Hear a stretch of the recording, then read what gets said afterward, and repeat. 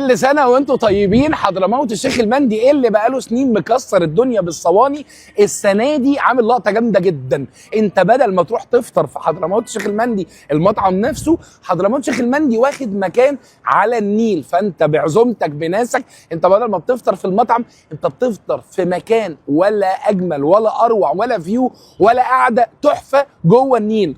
وهوريكم القعده دلوقتي. اوبس، اللهم لك صمت. دي مدفع رمضان ودي سيد الناس، تخفيض 50% على الصينيتين دول. اقول لكم مكوناتها بسرعه. ليه بيجري مش بيجري، ليه بينط. اولا 5 قطع لحمه كبيره، 5 حمامات، نص كيلو كفته، نص كيلو سجق، نص ممبار، ورز وعيش وسلطات. دي بسرعه جدا. 3 قطع لحمه كبير، 3 فرد حمام، 3/4 فراخ، نص ده 3 كفته، 3 طرب، 3 ممبار، ورز وعيش وسلطات. انا بنت اللذينه دي. تعالى يا احمد، تعالى يا احمد، تعالى يا احمد. يعني حضرموت شيخ المندي الحقيقه يعني طول عمره بيبهرنا. تعالى يا احمد، بسم الله. لونها يصبح، لونها يصبح. تعالى. اللحمه طريه بشكل غير مسبوق.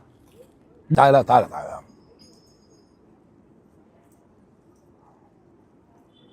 اللهم صل على النبي. طب نعمل ايه؟ نعمل في دي ايه؟ تعالى يا احمد نعمل حاجه لطيفه شويه. تعالى تعالى تعالى. احنا نروح نديها زبادي. عارفين اللحمه تحب الزبادي. ده اسمه اكل فخم. تيجي ناخد فرده حمام نشوف بس هنعمل فيها ايه. هنعمل ايه في فرده الحمام دي بقى؟ هنعمل ايه؟ انا هعمل كده. القعده يا جماعه على النيل. اطلع يا احمد بس، اطلع سنه، اطلع سنه.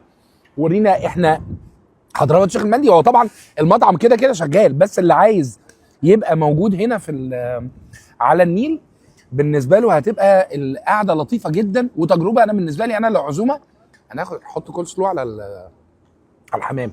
انا لو انا عامل عزومه بالنسبه لي ان انا اخد الناس اللي عازمهم ونبقى بنفطر على النيل في حضرموت الشيخ المندي. ده بالنسبه لي لقطه اعلى سنه من اني ابقى في المطعم. تعالى يا حبوس هناخدها ونقطع. تعالى. دي بقى تغطس لوحدها كده في البتاع. طب ايه؟ انا شايف هنا طماطم وخيار تستحق ان احنا نعمل معاهم كده. بسم الله يا لهوي. طيب دي صينيه سيد الناس، وانا نفسي اعمل حاجه. عايز اعمل حاجه كده زي ايه؟ زي السكالانس. يعني عارف انت السكالانس؟ احنا هنعمل رغيف سكالانس المشاوي.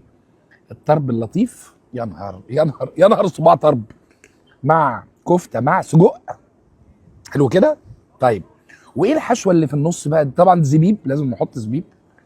انا سعيد جدا باللي بيحصل ده. وايه بقى نحط ايه فوقيه؟ نحط مثلا طماطم من دي تفتكر؟ طب نحط مثلا الصوص المجرم بتاع الطماطم، صوص تقيل ابن لذينه بالبصل. اوف اوف اوف اوف. والله يا ابني انت استاذ، والله انت استاذ. ليه بقى؟ لما تبقى انت في دماغك طعم حاجه وتوصل لها. حلو، ده كده اسمه سكالانس. احنا خلصنا ولا في اي اضافه اخرى ممكن نعملها؟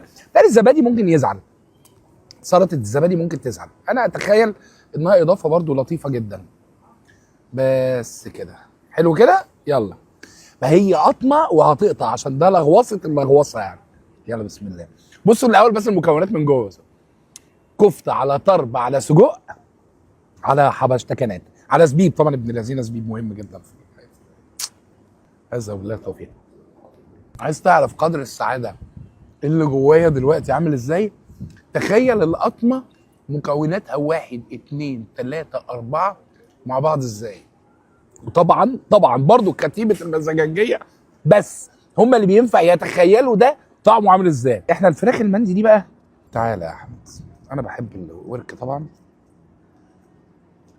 برضو دي ما ينفعش الا بالرز المندي، ملهاش حل. نعمل كده بس نجيب لها شويه السحاوي محمين كده اهو. يا نهار توحش.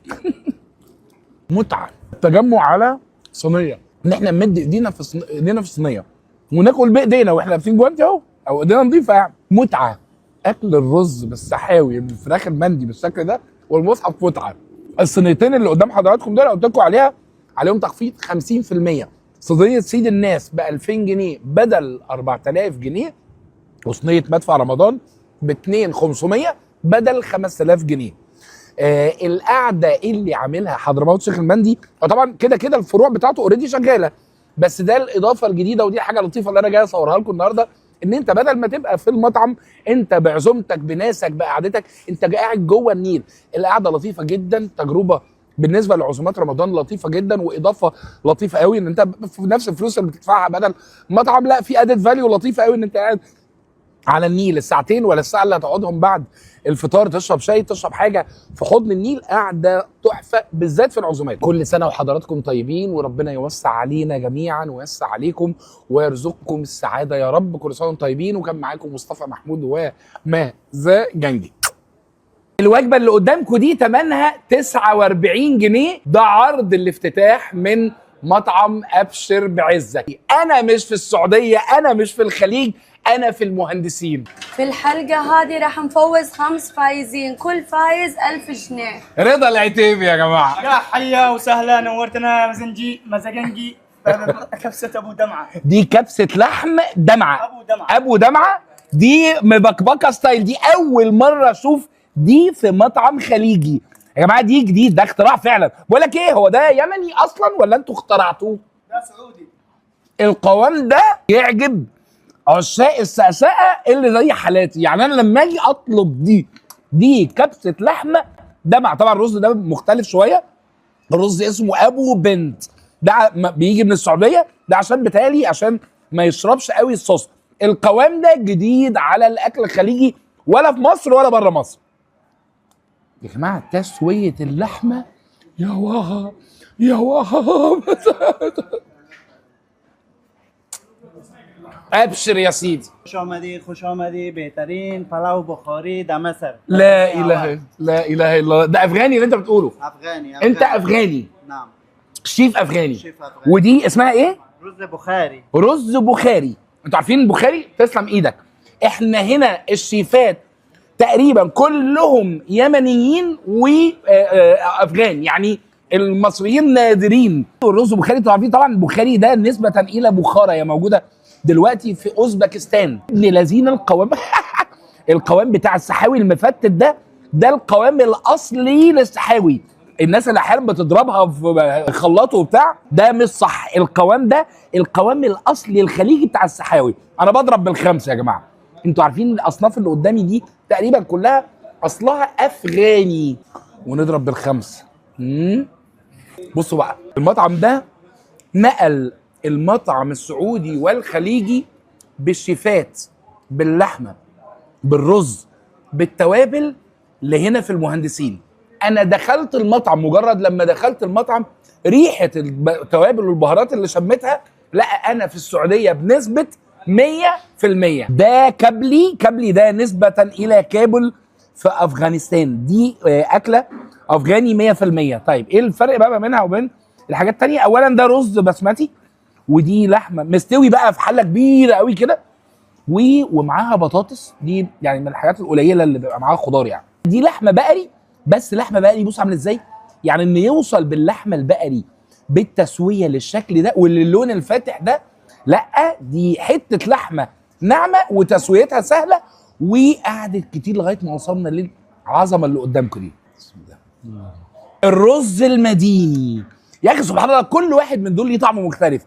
ده رز مستوي بالشوربه، فانت الرزايه نفسها الحاجه رزايه عليها قطع لحمه بقري فليتو، وده فيه صوص معرفش مكوناته عامله ازاي، بس ادي اللحمه بتاعته يا وقعه يا وقعه يا وقعه. اهي دي حاجه تفرح بقى بجد. ليه بقى؟ نخش بينا بالخمس كده اهو.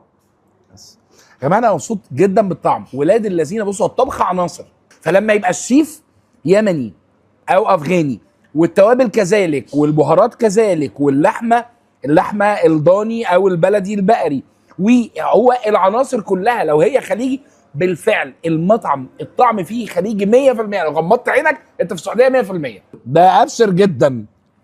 طب يا جماعه ده تميس العيش الخليجي، وده المجلجل. ايه المجلجل بقى؟ المجلجل ده عارفين اللحم المجلجل بتاع فيلم اكس لارج؟ دي قطع لحمه ومستويه مع البصل والطماطم، بس بقى ايه مستويه جدا. يا بص عامله ازاي، دي لحمه بقري يا جماعه صح؟ دي لحمه بقري. والله انا استاذ، شبه شويه اللحمه بالبصل عندنا، بس لا الطماطم والفلفل بتاع شبه اللحمه اللي بتتعمل في المطاعم البدوي. دي كبده غنم. انا قلت بقى بدل رحنا عشان يبقى ابشر، عشان يبقى ابشر جدا. تعالى يا احمد، دي كبده غنم نحط عليها طحينه، يا سلام والله ما هكسفك، بس ايه في الخفيف كده. ونروح جايين في الكبده دي كبده غنم يا جماعه، بتبقى ناعمه جدا. كبده غنم اللي هي كبده ضاني يعني، بتبقى بنت اللذينه صغنطوطه. اصلا الكبدايه كلها بتبقى ايه حاجه صغنطوطه قوي، بتبقى ناعمه جدا. استنى انا هعمل لكم حاجه، بص الكبده، بص الكبده. دي جريش، اكله سعودي 100%. تعالى يا احمد، دي جريش بالمناسبه قريبه شويه من الكشك. المفروض ان اللحمه، ايوه تعالى يا احمد، لحمه قطع لحمه وده قمح ولبن، واللي فوق ده اسمها كشنه. كشنه دي زي توابل بصل الاول محروق سنه، ناخد حته كشنه كده مع توابل. يا نهار اسود، شبه الكشك شويه يعني، ربيت تقل الطعم. تعالى يا احمد، تعالى السمنه. يا جماعه دي فراخ مطبي اللي انا بموت فيها. ليه بقى؟ الفراخ دي مستويه على الحجر، فبيبقى شويتها مختلفه شويه عن اللي احنا غير طبعا التوابل غير بتاع، بس شويتها بتبقى انعم شويه وافتح شويه من اللي احنا بنشويها على الفحم. دي مشويه على الحجر برضو يمني سعودي 100%. الناس اللي بتحب الفراخ المشويه يعني اللي هو اصلا بيحب الفراخ المشويه، بالنسبه له الفراخ المطبي مشويه بس اهدى سنه من الشوي على الفحم، فطعمها هيعجبكم جدا.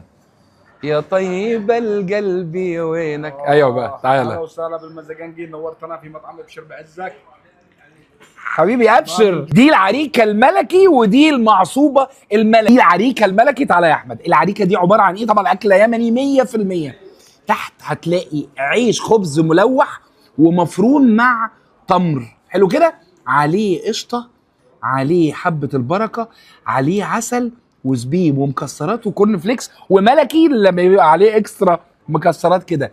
ده طبق تقيل ودسم جدا جدا جدا. شاي كرك ده مستحيل واحد ياكله لوحده، مستحيل، دسم جدا وتقيل جدا. طيب المعصوب ايه؟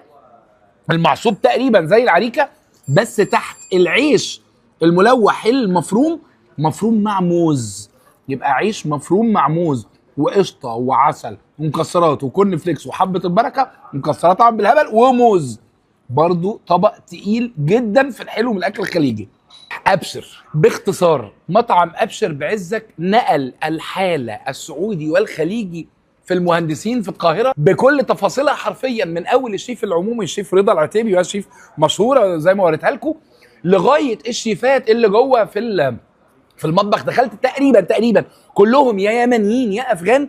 التوابل، البهارات، نوعيه اللحمه، نوعيه الرز، الديكور، اصلا الاجواء من اول الواجهه بتاع المطعم، من بره لغايه شكل الحيطان، شكل الالوان المستخدمه، طريقه الهوست لحد الشخص اللي بيقدم ليك القهوه العربي. الحقيقه الناس اجتهدوا في ان هم ينقلوا الحاله الخليجي 100%. انا بقول لكم، انا اول ما دخلت شميت الريحه قلت هي دي الريحه اللي انا بشمها في الرياض.